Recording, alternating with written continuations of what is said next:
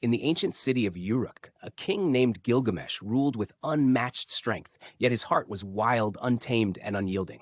The people cried out for mercy, but Gilgamesh was a force of nature, a king who demanded tribute, admiration, and power.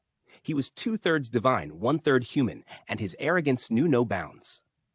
But the gods, hearing the pleas of his people, decided it was time to send a challenge.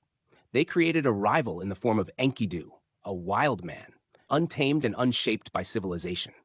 The two fought like titans, shaking the earth beneath their feet. But in their struggle, they found something deeper, a bond. Friendship, trust. Together, they faced impossible feats, from slaying the fearsome Humbaba to defeating the bull of heaven sent by the goddess Ishtar. Gilgamesh, once consumed by power, began to wonder, what was the meaning of life?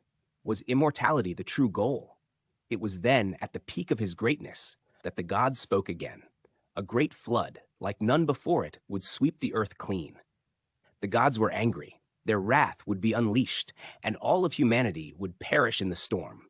But there was one man who could survive. His name was Utnapishtim.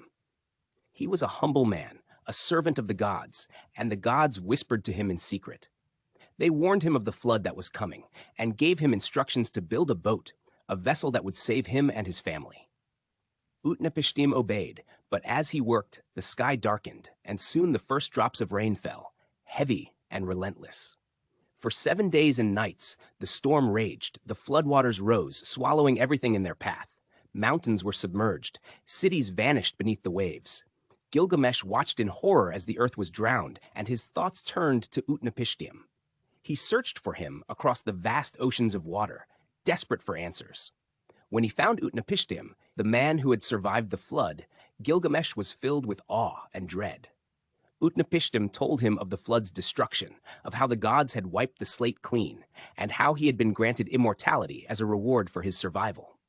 But immortality, Utnapishtim explained, was a gift only for the gods. It was a burden, one that no mortal could bear. Gilgamesh, who had sought to defy death itself, now understood the true nature of his quest. In the end, it was not immortality that mattered. It was the fleeting moments of life, the love of friends, and the honor of one's deeds. The floodwaters receded, the earth was reborn, and Gilgamesh returned to Uruk, wiser, humbled, and ready to rule with the wisdom of a king who had learned that life, in all its transience, was a gift. If this story resonated with you, please like, share, and subscribe to help the channel grow. Leave a comment below. What part of Gilgamesh's journey did you find most meaningful?